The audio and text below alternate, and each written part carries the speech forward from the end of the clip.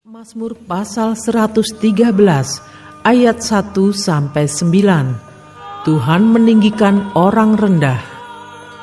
Haleluya, pujilah hai hamba-hamba Tuhan, pujilah nama Tuhan. Kiranya nama Tuhan dimasyhurkan sekarang ini dan selama-lamanya. Dari terbitnya sampai kepada terbenamnya matahari, terpujilah nama Tuhan. Tuhan tinggi mengatasi segala bangsa, kemuliaannya mengatasi langit. Siapakah seperti Tuhan Allah kita, yang diam di tempat yang tinggi, yang merendahkan diri untuk melihat ke langit dan ke bumi. Ia menegakkan orang yang hina dari dalam debu, dan mengangkat orang yang miskin dari lumpur, untuk mendudukkan dia bersama-sama dengan para bangsawan, bersama-sama dengan para bangsawan bangsanya. Ia mendudukkan perempuan yang mandul di rumah sebagai ibu anak-anak, penuh sukacita. Haleluya.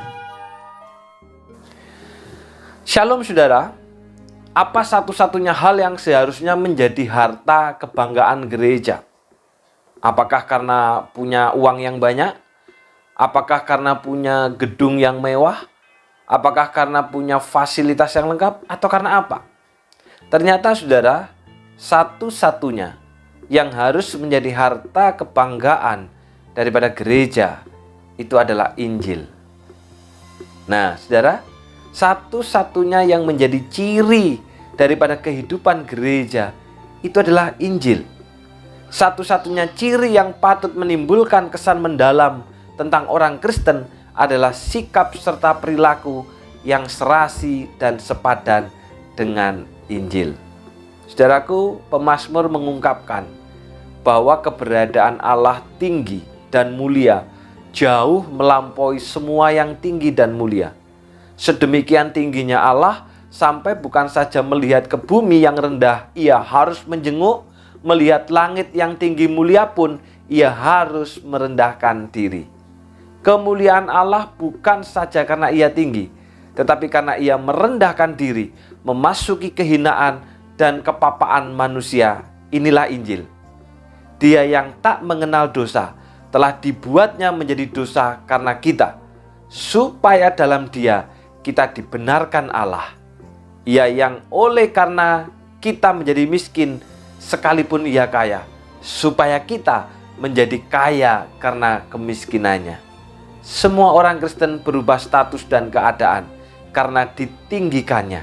Saudara, ini mendorong kita untuk meninggikan Allah dan tidak lagi menilai seorang juga pun menurut ukuran manusia. Karena sehebat dan sekuat apapun kita di hadapan manusia, sesungguhnya di hadapan Allah kita sama-sama manusia berdosa yang hanya bisa selamat karena anugerah dan kemurahan Allah saja. Sehingga saudara, setiap kali kita menilai sesama, maka ukurannya adalah bagaimana Allah menilai kita. Sayangnya Bapak Ibu, hal itu jarang dijumpai dalam kehidupan bergereja, dalam perilaku keseharian dari orang Kristen. Bukan karena kebanyakan kita tak lagi bersemangat membagikan Injil, melainkan karena sikap kita dalam berelasi tidak menggemakan prinsip Injil. Jika Allah yang Maha Kudus dan Maha Mulia sudi merendahkan diri melawat kita yang hina dan yang papa, mengapa dalam prakteknya, dalam gereja, yang kaya berkumpul dengan yang kaya? Yang pantas secara moral merangkul hanya mereka yang bermoral terhormat, yang terpandang dan punya nama menghindar dari mereka yang tak terpandang. Lalu bila ada yang terluka, mengapa justru malah ada yang menambahi, melukai dengan sikap kita? Jika orang Kristen hanya mengasihi yang pantas untuk dikasihi, apa kelebihannya? Dan bukankah Allah mengasihi kita yang adalah orang yang berdosa? Karena itu saudara, marilah kita memandang sesama sebagaimana Allah memandang kita, orang berdosa yang diampuninya. Sehingga ukuran kita setiap kali memandang, melihat dan menerima sesama adalah ukuran Allah dan bukan ukuran manusia. Mari kita berdoa. Bapa yang di surga, kami bersyukur Tuhan, kami diingatkan kembali di dalam penghujung tahun 2022 bagaimana kami memandang sesama, bagaimana kami menilai sesama, bagaimana kami melihat sesama. Seringkali Tuhan, kami memakai ukuran kami, ukuran manusia, ukuran kepantasan, dan bukan ukuran Tuhan. Hari ini kami diingatkan Bapa, supaya kami memandang sesama, kami melihat sesama, kami menilai sesama, sebagaimana Allah melihat kami. Orang berdosa, yang sekuat dan sehebat apapun kami tidak akan pernah selamat, selain daripada karena anugerah Tuhan.